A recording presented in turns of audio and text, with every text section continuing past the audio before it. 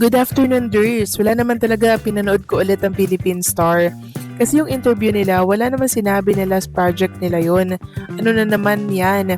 Panoorin yung interview, wala. Napakaganda ng mga sagot nila. Sana Ders na panood mo, walang sinabi. Sige na last project. So meron po baka sa ibang interview yon. And binasa nga po natin mula po sa isang tabloid sa Abante na sinabi talaga ni Kim Chiu na last project po nila yung Di Alipay.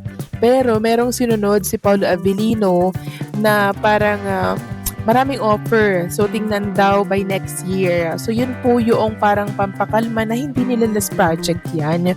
By 2025, oo, last project na nila yan.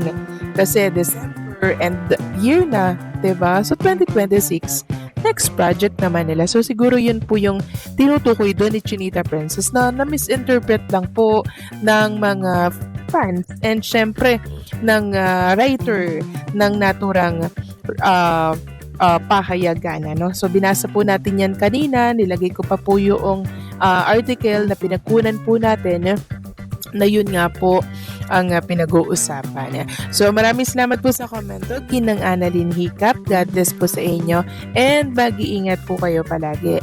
At ang next comment naman mula po kay Jasmine Livrilla. Sabi niya dito, ang sinabi ni Kimmy John, last project nila, ginawa ngayong taon. Yes. Tapos sabi, tingnan natin next year. Baka meron pa, we'll see daw. Kaya nagbigay ng hint si Paulo John. Maka-edit naman ng interview. Hi Miss Durs, first time ko po mag-comment. Lagi po kitang pinapanood. Ako, maraming salamat. God bless you more. Napanood ko po kasi yung interview ni Kimmy John. Sinabi niya talaga last project nila this year. Ayan, sinabi po talaga. Pero, this year. Kaya po di ako naniniwala. Wala na silang next project next year. May hint si Paulo. Thank you po, solid pa na ako nung dalawa. Kahit di pa sila pinagsasama nung pinagtambal sila, sobrang natuwa ako. Kaya kahit anong bash sa kanila, di ako naniniwala. Panatag 100%. Ayun ang napakalinaw na komento na magpapapanatag sa mga viewers natin sa gabing ito. Salamat Jasmine Livrilla sa napakagandang komento at paglilinaw. Tama ka dyan, last na nila yon this year. Pero next year, 2026, syempre, ayun na naman yung mga offer kay Kim and Paula Avellino. Sabi ko nga po, hindi bibitawad niya ng management. Pwera na lang kung si Kim and Paula Avellino mismo yung umayaw. Pero syempre, hindi yan naayawan ni Kim and Paula Avellino kasi napakaganda po ng career nilang dalawa, mga kakimpaw. Hanggat namamayagpang sila, hanggat kainitan, mga kakimpaw, isusulitin po nila yan. Kasi ang hirap pong makapunta sa rurok ng kasikatan katulad po ng tinatamasa ngayon ni Kim and Paula Avellino.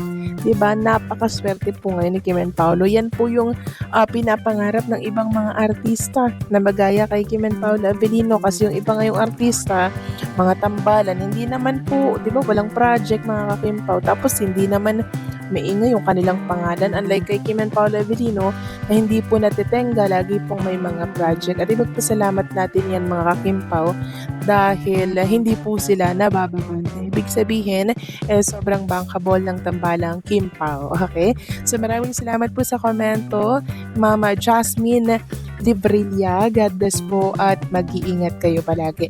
So eto na nga, very important po ang topic natin na to mga kakimpaw. Ito po ay tungkol sa kaligtasan ni Chinita Princess.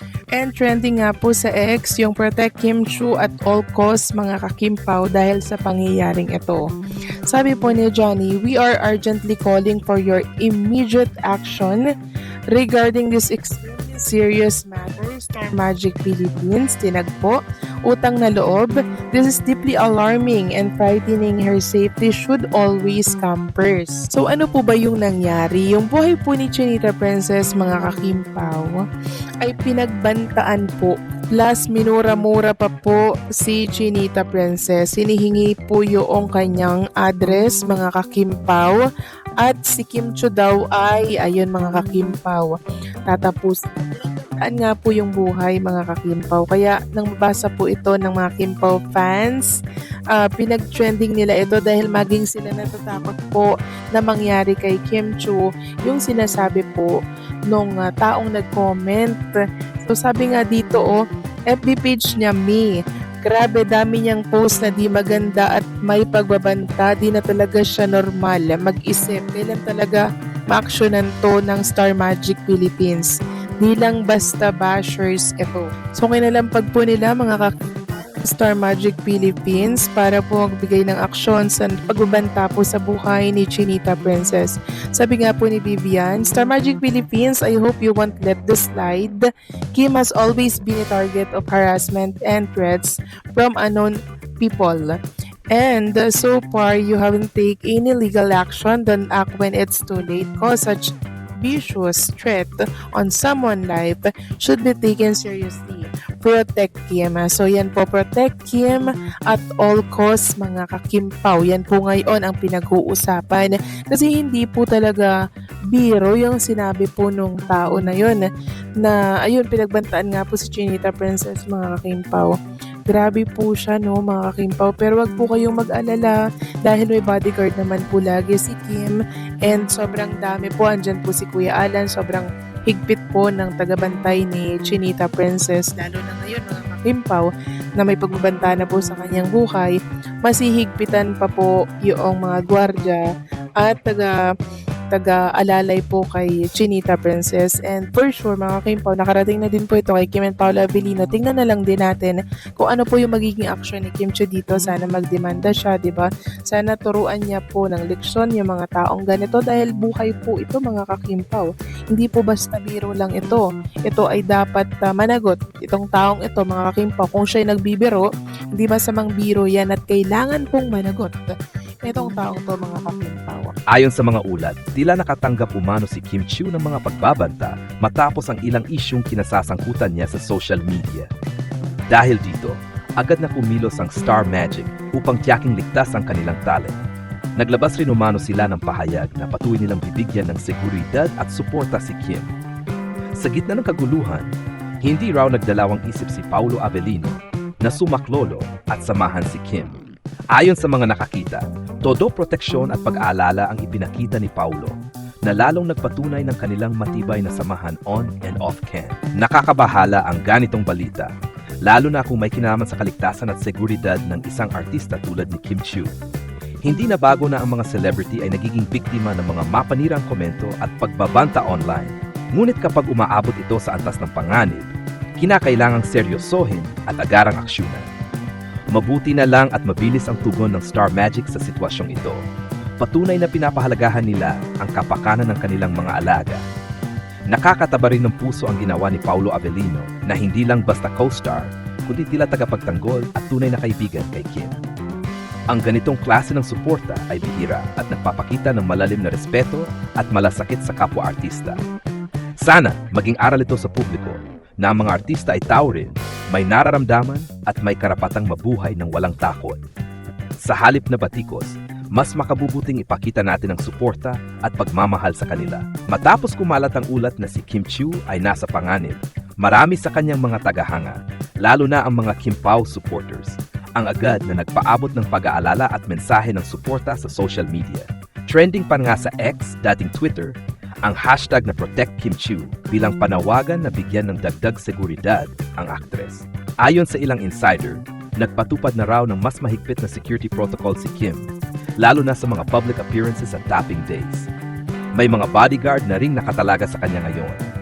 Si Paolo Avellino, sa kabilang banda, ay hindi lamang tumulong sa personal na seguridad ni Kim, kundi nagbigay din ng moral support.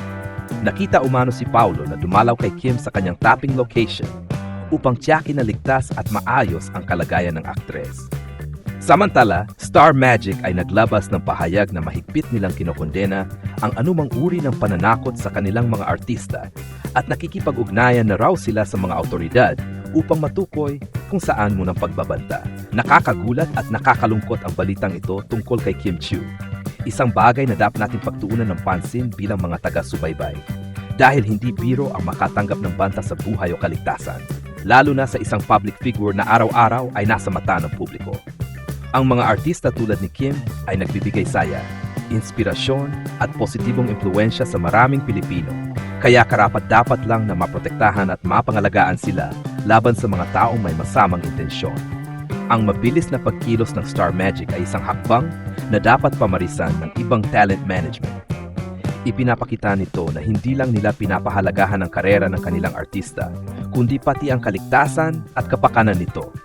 Sa panahon ngayon na mabilis kumalat ang impormasyon at fake news, mahalaga ang pagkakaroon ng mga konkretong hakbang sa seguridad upang maiwasan ang mas malalang sitwasyon. Hindi rin may kakailang ginawang kabayanihan ni Paulo Avellino na agad sumaklolo kay Kim. Sa gitnang panganib, ipinakita niya ang pagiging maasahang kaibigan at protektor. Isang uri ng suporta na hindi lang nakikita sa kamera, kundi pati sa totoong buhay.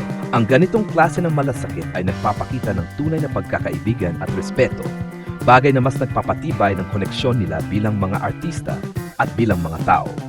Para sa mga tagahanga, ito ay isang panawagan na maging responsible sa social media. Hindi natin alam kung gaano kalalim ang epekto ng mga masasakit na salita o pananakot sa isang tao. Dapat ay maging mapanuri tayo sa ating mga sinasabi at ibinabahagi online. Sa huli, ang sitwasyong ito ay paalala na sa likod ng mga ngiti at kasikatan ng mga artista, sila rin ay taong marunong masaktan at matakot. Naway magsilbi itong babala at inspirasyon sa lahat na ang tunay na suporta ay hindi lang sa pamagitan ng panunood ng kanilang mga proyekto, kundi pati sa pagtulong na mapanatili ang kanilang kaligtasan at kapayapaan. Ang masasabi ko sa balitang ito ay napakaseryoso at nakakaalarma, lalo na kung totoong ang nasa panganib si Kim Chiu. Sa isang industriya na puno ng ilaw, kamera at kasikatan, hindi maiwasan na may mga taong nagiging sobrang mapanghusga o mapanakit at minsan ay umaabot pa sa mga bantang naglalagay sa panganib ng buhay ng artista. Bilang isang public figure, si Kim ay palaging bukas sa mata ng publiko. Ngunit hindi ito nangangahulugang karapatan ng sinuman na takutin o saktan siya. Dapat ay may malinaw na hangganan sa pagitan ng personal na buhay at ng pagiging artista. Kaya nakabubuti na kumilos agad ang Star Magic upang protektahan siya. Ang ganitong aksyon ay patunay ng kanilang pangangalaga at suporta sa kanilang mga talents. Bukod doon, kahanga-hanga rin ang ginawa ni Paulo Avellino na agad sumaklolo kay Kim. Hindi lang ito pagpapakita ng kabayanihan, kundi pati na rin ng tunay na malasakit at respeto. Sa gitna ng panganib, ipinakita ni Paulo na hindi lang siya kasamahan sa trabaho, kundi isang taong handang tumulong at mag-alala ng taos puso. Sa ganitong sitwasyon, dapat nating tandaan bilang mga taga-subaybay na ang mga artista ay tao rin, may emosyon, takot at kahinaan. Ang patuloy na pagkalat ng masasamang salita o banta sa social media ay walang mabuting maidudulot. Mas makabubuti kung gamitin natin ang ating boses upang magbigay ng suporta, pag-ibig at positibong mensahe. Sa kabuuan, ang balitang ito ay paalala na higit sa kasikatan, kaligtasan pa rin ang pinakamahalaga. At sa likod ng mga kamera at intriga, nariyan pa rin ang mga tunay na ugnayan at malasakit ng mga taong handang tumulong tulad ni Paulo kay Kim.